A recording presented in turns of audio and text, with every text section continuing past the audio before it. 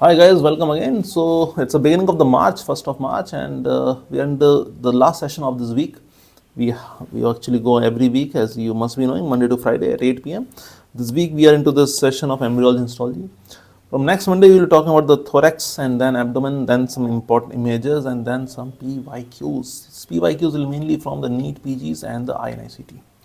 Fair enough. So let's start with the histology images. I again ask you to pause the image and try to test yourself. That's it.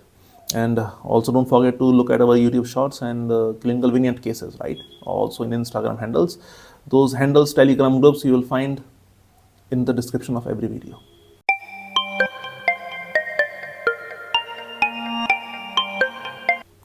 Let's start. So without looking at the labelings, try to identify what is this slide of. It's a slide of what? This is a slide of the lymph node. It's a slide of the lymph node. How to identify it? You can see obviously the lymphatic nodules over here, but apart from this, the important salient features which are there to identify is obviously we are looking at the lymphatic nodules. But look at the capsule, and deep to the capsule, always look at the subcapsular sinus. That is where the afferent lymphatics will actually come down through the lymphatic nodules. Then they will pass through the paracortex and the medullary sinus, and then will finally go out through the efferent lymphatic vessels. Right? This is how you can identify the lymphatic or the lymph node slide.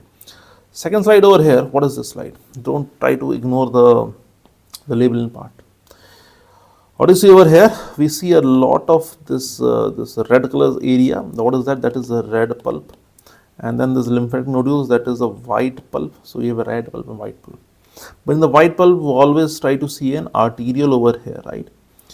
What is this slide? This slide is basically of the spleen, right? So how to identify it? Few points. Obviously you see a lot of trabeculae, but look at the white pulp and look at the red pulp. The red pulp is 18 to 90% of the slide of the spleen, because the spleen has two functions. What is red pulp doing? For the sequestration of the old RBCs. What is the white pulp doing? For obviously the lymphocyte formation, B cells, antibodies and all that formation, right? Therefore, this is how we can recognize it. Coming to the next one, I hope you can easily identify the slide. You're seeing colloid surrounded by a lot of follicular cells. What is the slide of? The slide is obviously of the thyroid gland. I hope it is not that difficult. And this is one of the rare glands which stores its secretions.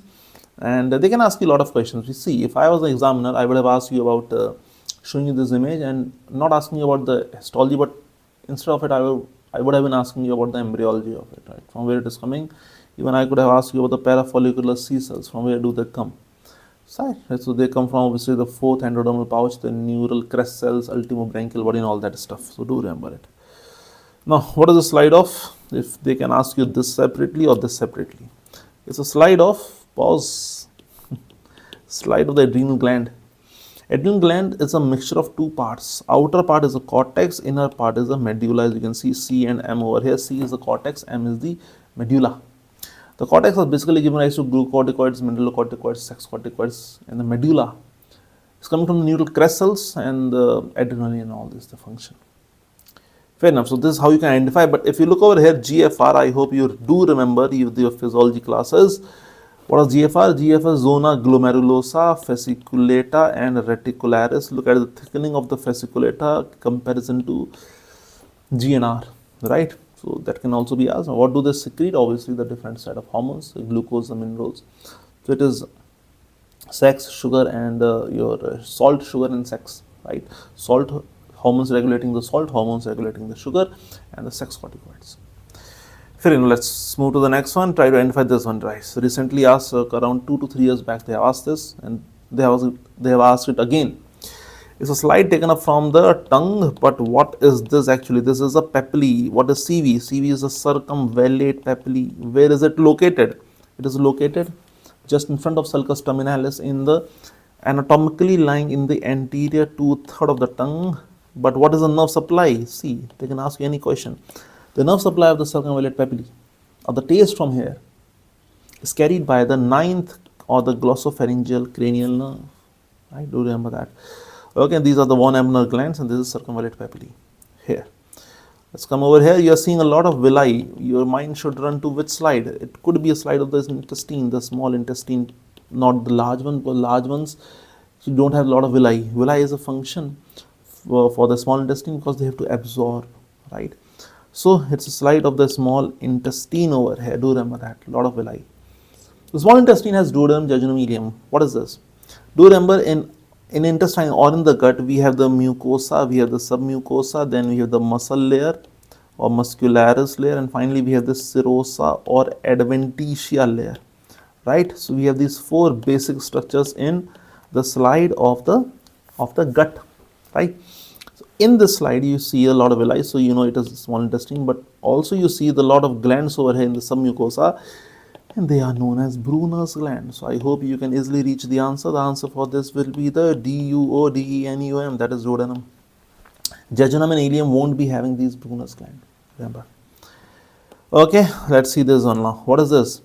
Again, what you're seeing over here, the lot of muscle layers over here, but here you're seeing a lot of goblet cells, but not villi, but you are seeing a lot of crypts over here, right? A lot of crypts, a lot of indentations going over here.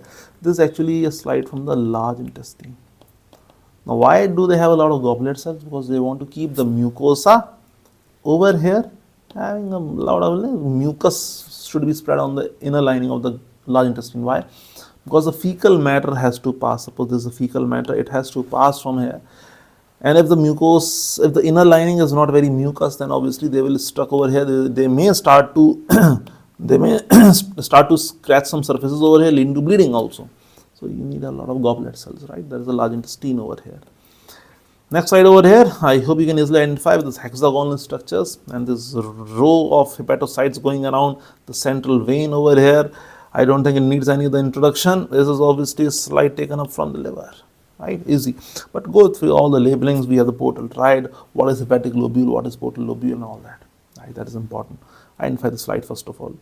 What is this? This is not very easy. Pause. Think.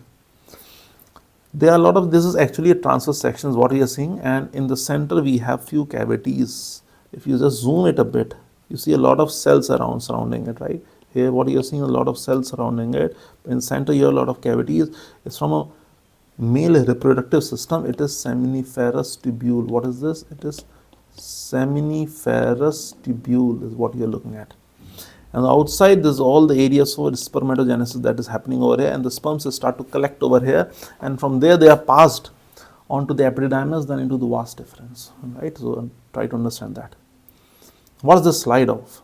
If you look at the slide, any slide over here, the thick substantia propria and quite regular arrangement of the cells over here, and epithelium is non-keratinized, but it is stratified squamous. Why? Because the reason is the light can easily come and fall over here, right? You can easily pass without getting refracted or deflected. It is actually a slide of the cornea. Having different layers, we have a basement's layer, Descemet's membrane, endothelium over here. This is the Bowman's membrane, right? Now, also remember there is a Dua's layer as well in the slide of cornea. Lastly, not the least, the most important slide over here, what is this? Having such a lot of structures, layers over here. This you can easily identify retina, no doubt about it. But which layer of retina? Here you can see it from this slide. Please take a screenshot, and if you are not very good in that, then do take a screenshot and do see what all layers are over here. Let me just give you an idea. Retina is from here to here 1, 2, 3, 4, 5, 6, 7, and 9, 10 layers of retina. One side you have this layer of choroid. How to identify the choroid, sir? Because a lot of capillaries are over here. Okay, then sir, what are the layers over here? The layers, let me tell you. I'll put an arrow so that you can easily see, right? Here, I'm just zooming it a bit. Number one layer is obviously your what? It is the pigment cell layer. Number two will be the photoreceptor rods and cones. Number three is this outer limiting membrane. Number 4 will be the cell body of rods and cones. Number 5 will be the outer plexiform layer. Plexiform where these both nuclei at 4 and 6 they meet. Synapse over here basically. Number 6 is inner nuclear layer. Now what is the inner nuclear layer? Inner nuclear layer we mainly have the bipolar cells. I said mainly, doesn't mean only. Number 7 over here is actually the inner plexiform layer. It is between, or it is synapse of 6 and 8 layer. What is number 6 is bipolar, number 8 is the ganglion cell layer. Remember that. Now come back again. So number 7 is inner plexiform, 8 is ganglion cell layer. 9 is the optic nerve fiber, because the ganglion cell, their axons form the optic nerve which go out to the optic disc. And number 10 over here is the inner limiting membrane. These are the 10 layers, and I tell you, if the question will come from retina, they won't ask you which slide is this. You can answer it's a retina, okay, sclera cora retina, but they will ask you which layer are over here. They can ask you any arrow on any given layer. They can ask you a question like this, right? So remember this. That's all for this week, guys. I hope you enjoyed this week. You had a great week. So did I. And try to revise. Any question in the comment box, do let me know. Do go to the description, and you can join Telegrams or Instagram, and also look at the clinical vignettes we are posting on a regular basis. That's all. See you on Monday evening at 8 p.m. with the thorax MCQs, right? Now from 2 MCQs, I will try to move to 3 MCQs. Some of you are saying, sir, 2 MCQs are too less, because I wanted to keep it as short and precise as possible. Basically, we are giving you topics. So in a week, if you get around 10 topics for a particular part of the body, that's enough, right? So 10 MCQs will give you around 10 topics, but fine. So we'll have around 3 MCQs, some days we have 2, so at least 2 to 3 MCQs, around 5-6 minutes is what I wanted to put this, because that doesn't disturb your schedule on a daily basis too much. If the videos are around 5-6 minutes, I hope so. That's all. See you on Monday evening. Till then, bye bye, and take care. Bye bye.